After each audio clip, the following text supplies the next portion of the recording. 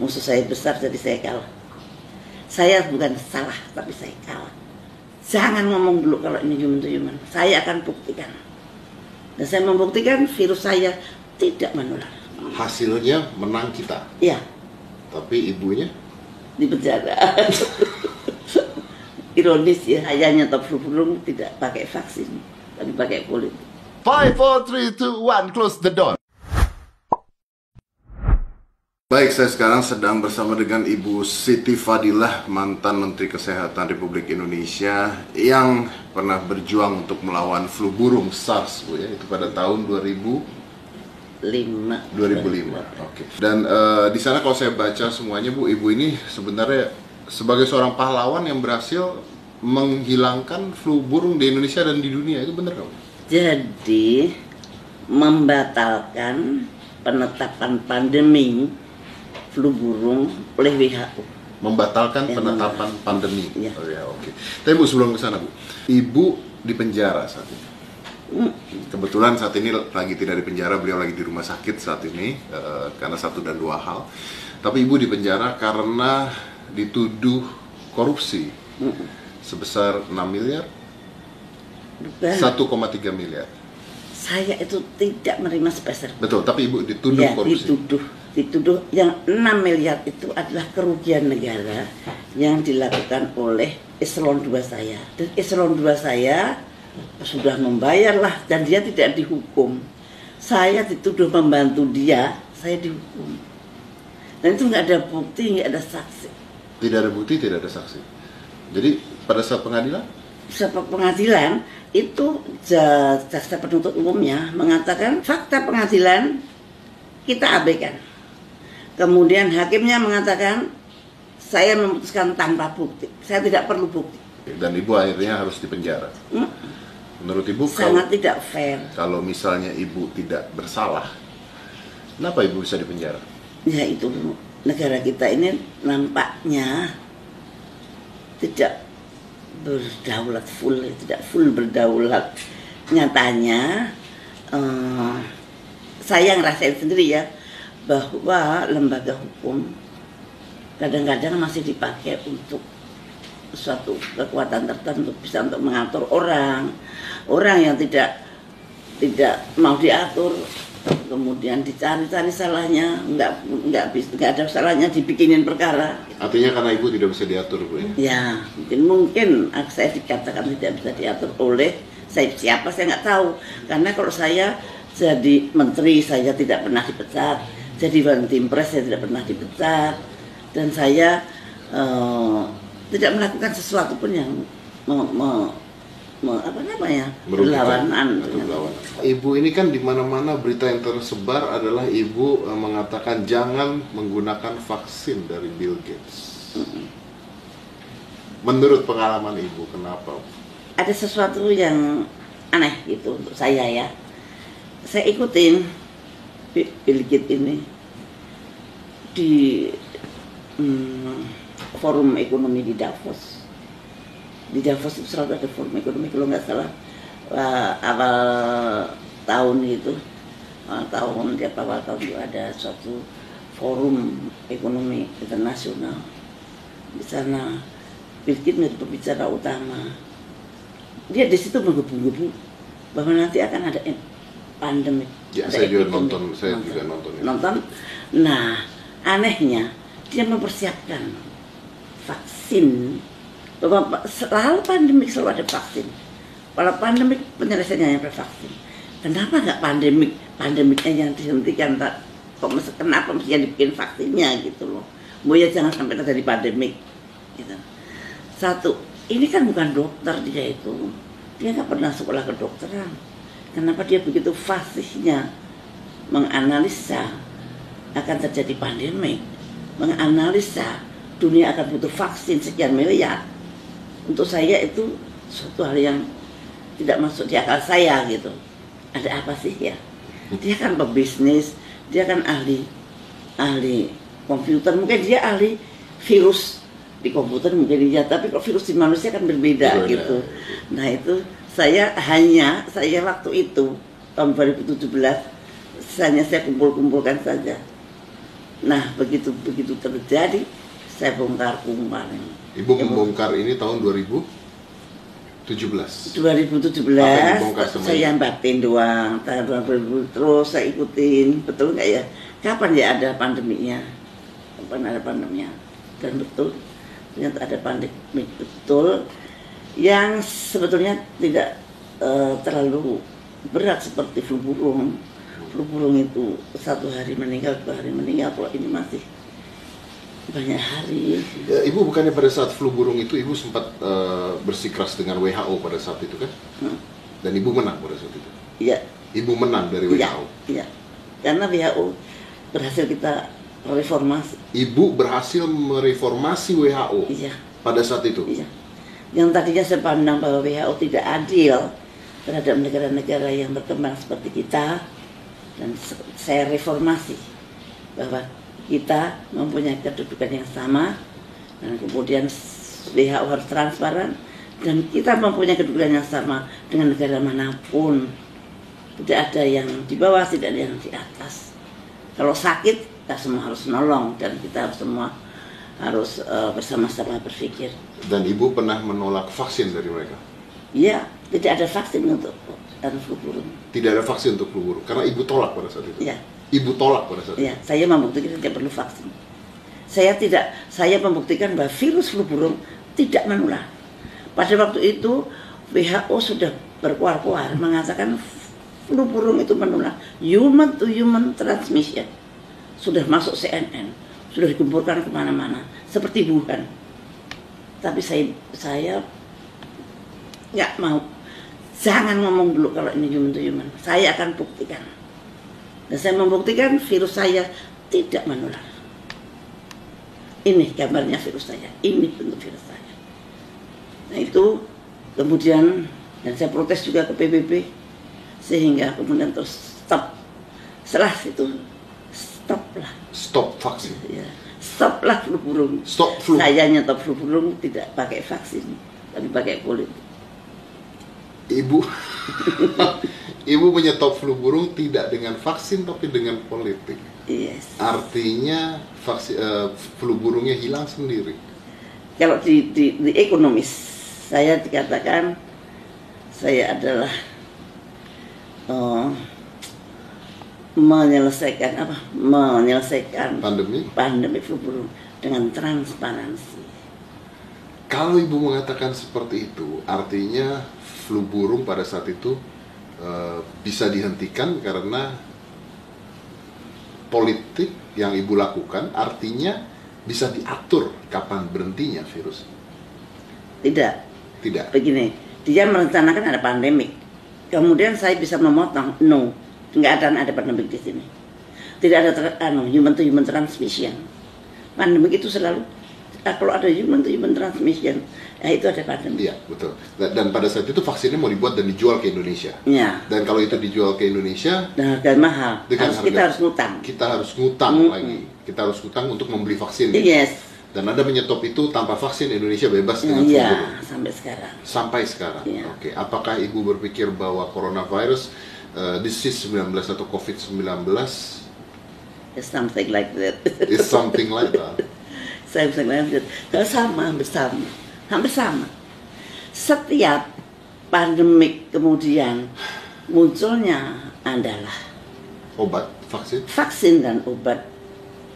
Apalagi seperti sekarang ini ramai banget kayak pasar malam gitu. Nah, itu bisa ditebak gitu.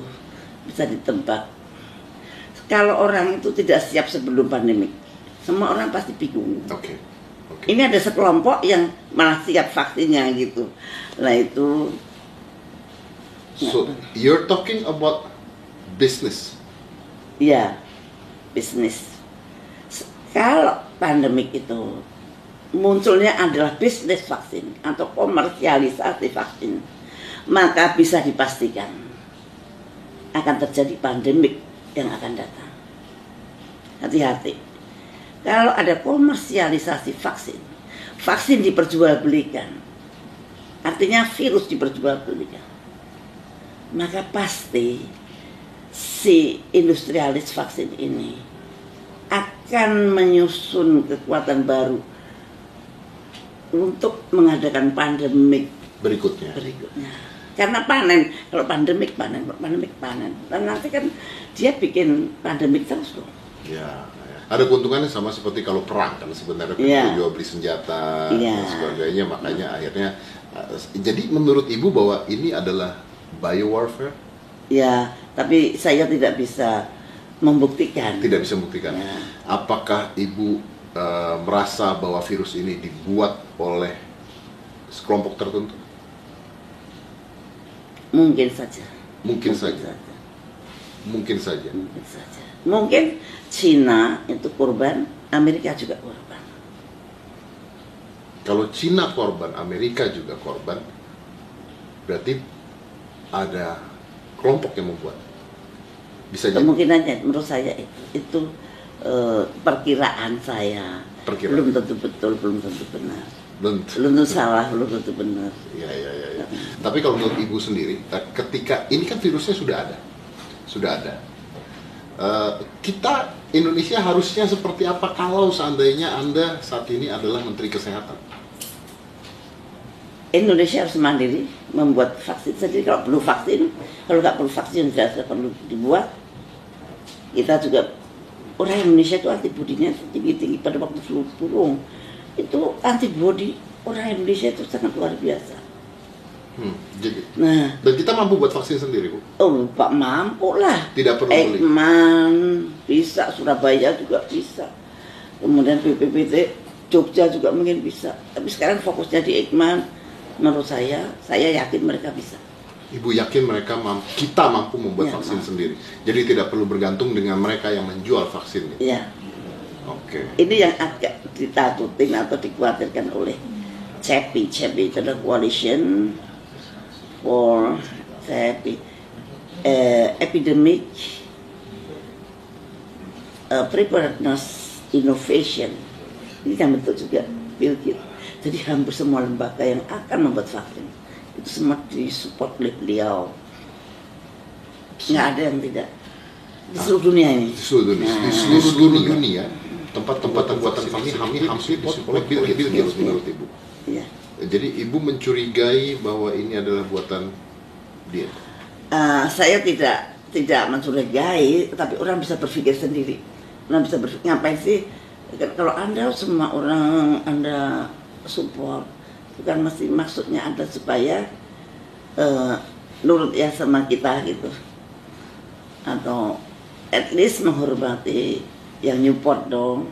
Nggak, tadinya ada yang Newport, tiba-tiba dia dengan sangat dermawan dan beliau kan filantropis. Yang penting Indonesia harus mandiri, bisa bikin vaksin sendiri, bisa bikin rapid test sendiri, bisa bikin swab test sendiri, bisa bikin primer sendiri. Dan kita mampu? Mampu. Ibu, di luar negeri sana ada banyak sekali, Dokter Buta, Dokter Kaufman, yang mengatakan bahwa ini tesnya sendiri sebenarnya tidak jelas, kata mereka ya. Ini saya hanya ngomong menurut apa yang mereka katakan, bahwa sebenarnya yang diambil itu adalah exosomes, bukan virusnya sendiri. Jadi belum ada pemurnian virus ketika dites sebenarnya. Jadi artinya mereka bertanya apakah virusnya ini benar-benar virus ada, atau tesnya sudah spesifik. Bahkan swab test pun dikatakan tidak spesifik kalau di luar, menurut beberapa orang dokter. Apakah itu mungkin? Jadi gini, pada waktu PCR itu kan ada primernya. Primer itu suatu parameter. Kalau di dalamnya ada plasmid, nanti kalau spesimen kita cocok dengan dia, nah berarti virusnya itu ada yang sesuai dengan plasmid. Betul. Tapi yang kita saat ini itu kita beli dari luar semua. Kita bisa beli dari Amerika. Waktu itu kan Menteri Kesehatan bilang, kita beli kok semua dari Amerika. Artinya membuat primer dari virus dari Amerika. Padahal virus yang di Indonesia berbeda dengan virus yang di Amerika. Artinya tes kita berdasarkan inang yang berasal dari Amerika. Jadi tidak kompatibel, tidak kompatibel dengan apa yang terjadi. Tidak cocok gitu. Makanya ada yang false positif, false negatif. meskipun itu PCR. Jadi, kalau PCR kuncinya ada di primernya. Primer itu ada plasmidnya. Plasmidnya berasal dari suatu virus. Nah kalau ini made in Amerika, ya mestinya Amerika kan pakai virus Amerika juga. Mana mungkin Amerika tidak cari virus kita, terus pakai virus negara tersebut. Terus dikirim ke kita untuk ngecek virus kita. Lah, virusnya kenal nggak dengan virus kita? Ada yang kenal, ada yang tidak. Itu tidak semua kenal dengan plasmidnya primer ini. Jadi artinya pengetesan kita masih tanda tanya. Ya kurang pas lah, kurang tepat lah. Tepatnya kalau pakai alat kita sendiri yang berbasis virus kita sendiri. Kita banyak ahli, kita yang pinter-pinter. Cuman butuh political will, dana. Fokuskan sekarang dana untuk riset itu. Yang selama ini riset selalu mendapat dana yang kecil, kemudian mengharapkan bantuan dari asing. Bantuan dari asing itu menggetarkan, menggoyahkan hati dari persit-persit itu. Untuk nasionalismenya itu juga bisa bergoyang, karena mau yang perhatian malah orang asing, mengasih dana orang asing. Lama-lama dia lupa mana induknya, mana semangnya. Nah ini yang Indonesia itu riset itu masih terlalu kecil, padahal itu penting sekali. Kalau ibu mengatakan bahwa ibu pada saat itu di penjara akhirnya karena sebuah tuduhan korupsi, artinya kan semua yang ibu katakan itu mengandung resiko. Artinya ibu dijebloskan karena sesuatu sebenarnya. Itu yang ibu percaya? Ya menurut saya mempunyai suatu sikap yang itu mengakibatkan saya di penjara. Tapi saya tidak menyesal karena sikap saya adalah untuk melindungi rakyat saya. Saya berbuat itu adalah bukan untuk saya. Saya dapat apa? Karena aku nggak dapat apa-apa. Saya lakuin. Tapi saya yakin saya melindungi rakyat saya. Dan ternyata bukan Indonesia saja yang terlindung. Ternyata pandemi itu gagal. Satu dunia. 2006 iya. Kalau dihitung itu berapa ribu triliun. Yang Saya nggak bisa ngitung. Sekarang hitung aja dengan corona itu sekarang berapa ribu triliun kerugian seluruh dunia. Apalagi kalau flu burung. Lah, yang saya terkesan sampai sekarang, lawong tidak menular, kok WHO berani bilang menular. Pada saat itu, dan ibu membongkar itu pada saat itu. Dan hasilnya, dan hasilnya menang kita. Dan karena saya membuktikan secara virologi, ya. WHO mendiagnosis secara public health atau epidemiologi. Hasilnya menang kita. Ya. Tapi ibunya di penjara. Ironis ya. Ironis. Ya itulah dunia. Yang penting adalah niat kita, dan apa yang terjadi itu ya tidak pernah lepas dari kehendak Allah. Tapi kenapa ibu masih berani bicara sekarang? Karena saya baca di media-media ibu masih berani bicara tentang virus ini, ibu masih berani bicara tentang apa yang ibu lakukan. Bahkan saya ada media satu yang bicara tentang ibu dilindungi sniper, dulu tuh ada di media loh. Oh iya, saya nggak ngomong tentang itu. Yang saya omongin tentang ilmu yang orang banyak harus tahu. Jangan sampai rakyat ini nggak tahu sama sekali. Jadi saya hanya menyampaikan suatu ilmu pengetahuan, dan itu menurut saya wajib. Kalau saya tahu sesuatu yang tidak baik, saya diam saja. Padahal saya tahu, saya diam saja. Tapi kan ibu belajar bahwa ketika ibu bicara pada saat itu, akhirnya menurut ibu, ibu dipenjara. Waktu itu saya bukan hanya bicara ya, saya terlalu berani keluar, berani mengalahkan negara adidaya, itu suatu hal yang impossible sebetulnya. Sampai sekarang juga nggak ada, tapi jangan menggagalkan pandemi itu sampai sekarang nggak ada. Ya baru sekali ini. Baru sekali ya, pandemi gagal karena seorang ibu Siti Fadilah. Tapi walaupun ibu sekarang ada di penjara, bangganya seperti apa, Bu? Ya, saya seorang Islam. Di dalam Islam itu pilihan Allah itu selalu terbaik. Pilihan Allah adalah yang terbaik. Mungkin kita nggak tahu hikmahnya apa, tapi pasti ada hikmahnya. Mungkin dulu saya baca Qurannya belepotan, setelah di penjara Quran saya jadi lancar, jadi rajin banget baca Quran. Ibu baik-baik aja di penjara? Baik, nggak ada bedanya. Tidak ada bedanya, diperlakukan dengan baik, makan. Oh iya. Dan saya di penjara panggil saya Bu Menteri malahan. Panggil Bu Menteri. Padahal udah lama jadi menteri. Saya dengan ketawa. Ini lucu bener. Dan saya sebagai sesepuh di situ ya, sesepuh. Jadi memang sebetulnya kebahagiaan itu ada dalam hati, bukan ada di tempat di mana Anda duduk, bukan ada di tempat Anda berdiri. Tapi kebahagiaan itu ada di dalam hati. Mau di dalam penjara pun kalau kita merasa dekat dengan Allah, merasa dekat dengan Tuhan, dan orang-orang yang kita cintai juga tetap menganggap kita seperti biasa. Tapi pada saat ibu pertama kali jebloskan penjara, apa ibu tidak emosi, tidak marah kalau ibu merasa tidak salah pada saat itu? Ya pastilah itu manusiawi. Tapi saya tahu musuh saya besar, jadi saya kalah. Saya bukan salah, tapi saya kalah. Tapi saya pernah menang.